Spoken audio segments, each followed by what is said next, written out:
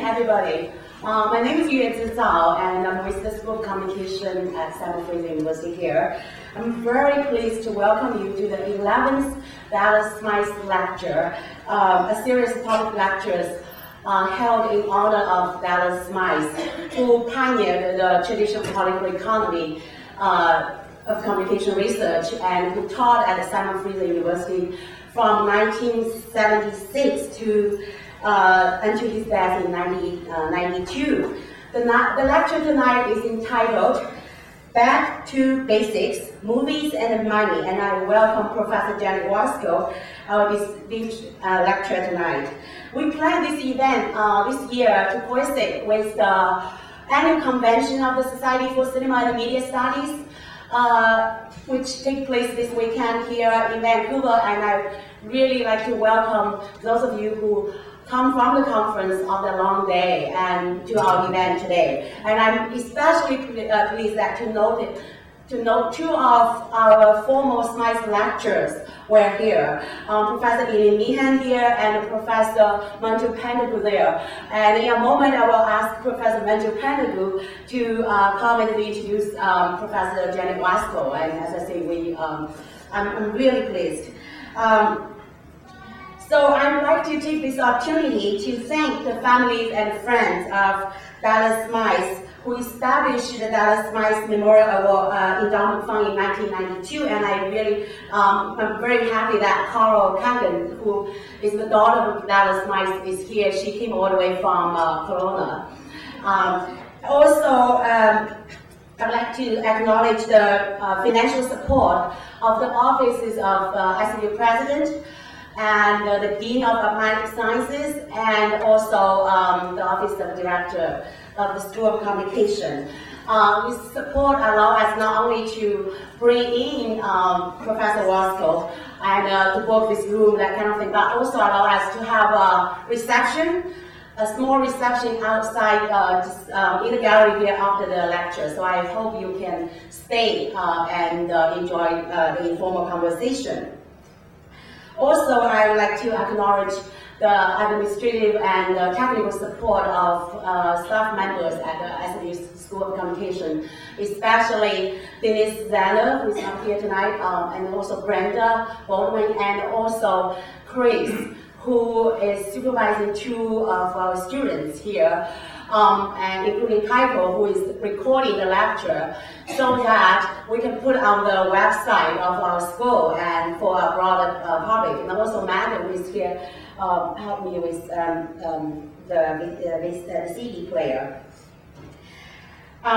So before I ask Professor Manju Pendagu to introduce Janet, I'm going to ask to let the voice of Dallas Smythe to do part of the introduction. How do we discover his voice or recover his voice? Well, our school, as part of our phenomenal expansion, I guess success, during last Christmas, we had a big moved from one part of the campus to a different part, to a much better facility. And as with every family move, you discover a lot of junks and you feel reluctant to throw away. But you also discover some invaluable family treasure that's hidden somewhere. And that's exactly what we experienced. And the most valuable treasures actually is a set of tapes, 22 classroom lectures delivered by Dallas Smythe between the years of, in two spring semesters of 79 and 80. For the course, an introduction course, Introduction to Mass Communication in Canada. And two of these lectures, 1 hour lectures, are on the motion picture industry. And I'm very grateful to my colleague, Barry Truex, who alerted to us about these lectures, and also helped who select a segment from the 1980 lecture on the motion picture industry. And so I'm going to play one of those segments, so as a way to share this treasure with you. Okay, so I'm going to push the button and see. Calm down. I wanted to emphasize some of the historical, structural characteristics of the development of the motion picture industry, because we find ourselves on the receiving end of a very dependent relationship with the United States in the case of the motion picture industry. In fact, we have in Canada what I call a no branch plant industry. We have the effect of a branch plant control by the Americans without having actually any branch production taking place. We have factories producing General Motors, Chrysler, and Ford automobiles in Canada, but we don't have branch plants of Paramount, NGM, Columbia Pictures here. We don't have branch plants, but we are controlled as if we did. How? Through the control of distribution of film and through the control of exhibitions in the first-run locations in our cities. This is how. This is what happened in the case of motion pictures. The films got longer, first one-reelers, first even shorter than that, and then one-reelers, two-reelers, stringing together until they got the feature-length films, which were pioneered in the First World War period. And then G.W. Griffith, the films Birth of a Nation and Tolerance are associated with these pioneering efforts for films which took a couple of hours to 3 hours to watch. And they were full-length feature films. Okay, when you got to that stage of production, you were getting into fairly big budget production. And that required a guarantee of the assurance that you'd have big audiences to view them over a market area, which meant that the producers of those films needed to have assurance in the form of contracts, franchises, or whatnot with theaters to guarantee that when the film was finished, it would have an available market. Because there was an inherent monopoly characteristic in the theatrical end of this whole thing. And the competition for downtown sites created the competition for theaters, which became larger and larger, more elaborate. By the end of World War I, they even were talking in terms of theaters that cost $1 million to build. In fact, Sid Brahman in Los Angeles built a theater which was called the Brahman $1 Million Theater. It was on Broadway. And it was, I think it still has that subtitle painted on the side of the building.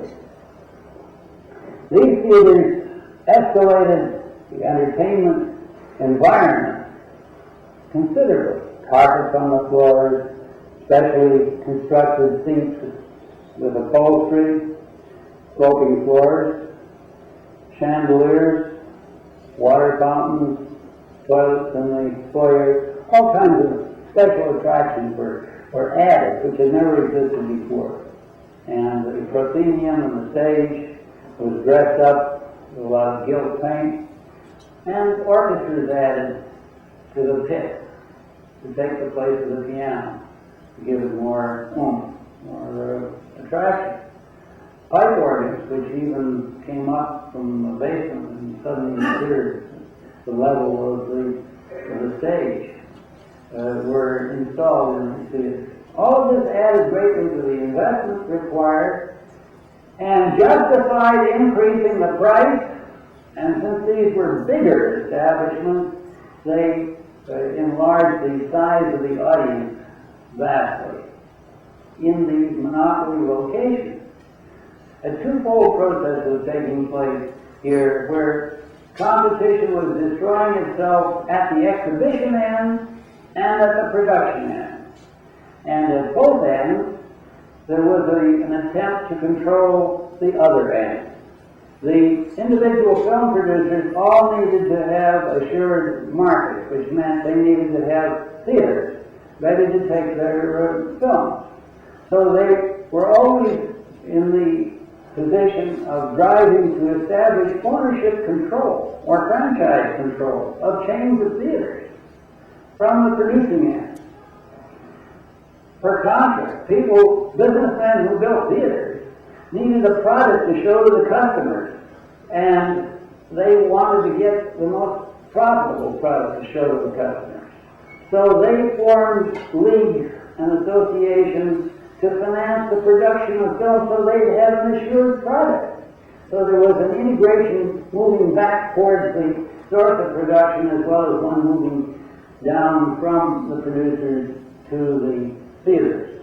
There's a basic asymmetry which resulted in the fact that by the 1920s there were 5 majors which owned theaters which covered all of the American and Canadian markets. Okay, there were the 5. There were Paramount, Warner Brothers, MGM, 20th Century, and RKO.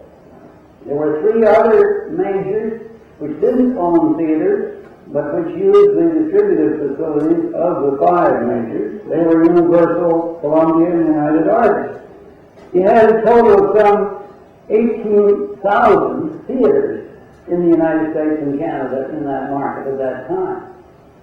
It has changed a great deal in the last 30 years. I'm describing a situation which produced a Canadian dependency, and that's why I think this historical analysis is important for you.